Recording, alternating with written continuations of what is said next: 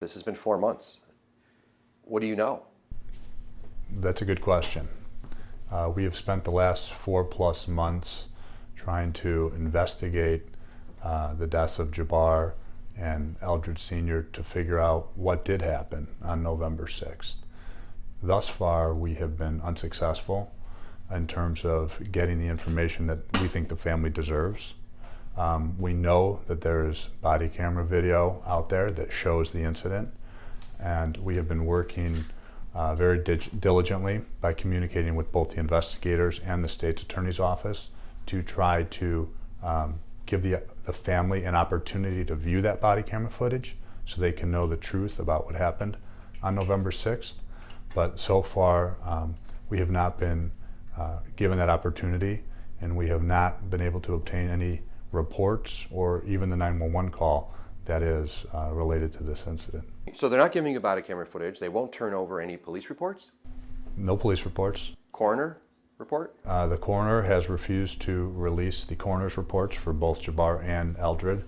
And on top of that, there's no officials or investigators who are even willing to communicate more detailed information about what happened. We've seen nothing from the coroner's office. We did have an opportunity to examine the body ourselves, but that's really the extent of the information that we were able to obtain. Obviously, the most important information, medical information in this case, is the autopsy that was performed by the Will County coroner. That is completed. The report for both Jabbar and Eldred Sr., the reports are completed, but the coroner's office is refusing to turn those over to us. When you examined the bodies, what did you see that didn't make sense?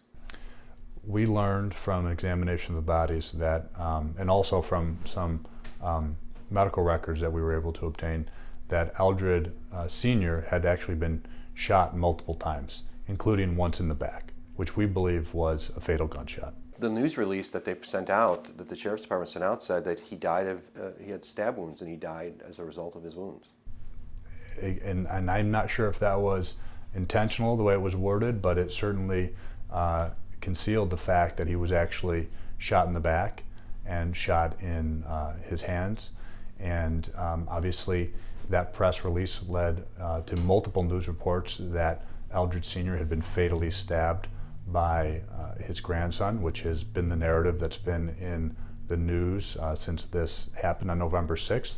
And we don't believe that that's the case, or at least we think that that's still an open question. What did you find in the paramedics' report that didn't make sense?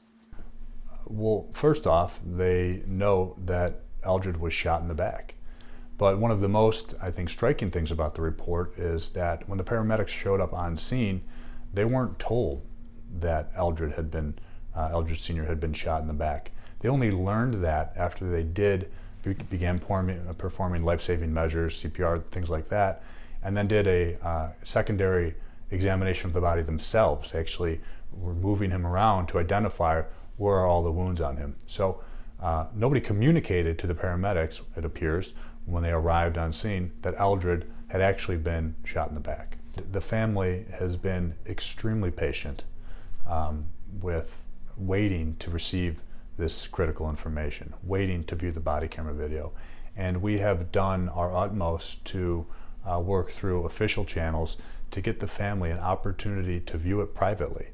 We have asked many, many times that the family be given that opportunity in a private setting. We didn't ask that it be released publicly. We didn't ask that it be put on the news. We simply asked that the family be given the chance to see the body camera video so that they could see the truth about what happened to their loved ones. And now you're filing a lawsuit. And now, well, because we haven't been able to get that, we are now filing a lawsuit in an attempt to get the records under the Freedom of Information Act. What do you know about the 911 call? We know, unfortunately not everything because we don't have the call, but we do know that a 911 call was made, that the call was for a person who was walking around the house with a knife. That's what you're told? That's correct. And that the sheriff's deputies arrived not too long after that. And that's when the call ends.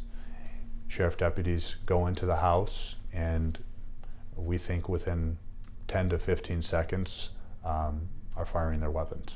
No one's quite sure that 911 was why 911 was called. I mean, could this have been a medical call, a call for help? I think it's very possible that it could have been a call for Jabbar, that Jabbar needed help.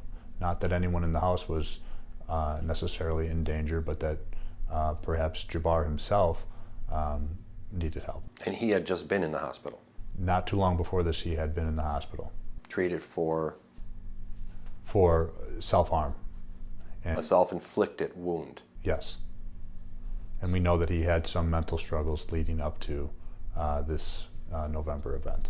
So this once again could be another case of a person who is in need of medical care, not police with guns firing. Yeah, it was, in my view, a situation that was in need of de-escalation, of potential crisis intervention. It was not a matter that involved, that necessarily had to involve deadly force. Jabbar's brother Nassar was in the house and is the one who called 911. When the sheriff deputies arrived outside, he actually left the house, walked outside, and met the sheriff deputies. They kind of had him step to the side and remain outside, and they went inside immediately. He could hear the gunshots from outside.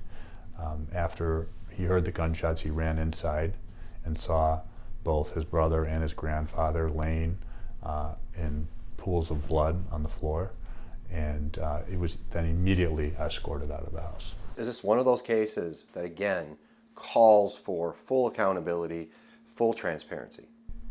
Absolutely.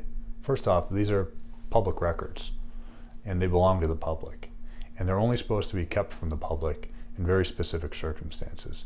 We don't think that any of those circumstances fit here. Second, we're in 2022 now, and this happened at the end of 2021. People want to know the truth. We have the technology with body camera video to let people know the truth. And it is our view that the family here deserves to see the body camera so that they can know the truth, so that they can start that grieving process and move towards having some closure so they can know what happened to their loved ones. And the public, frankly, deserves to see the body camera video because it's a matter of public trust.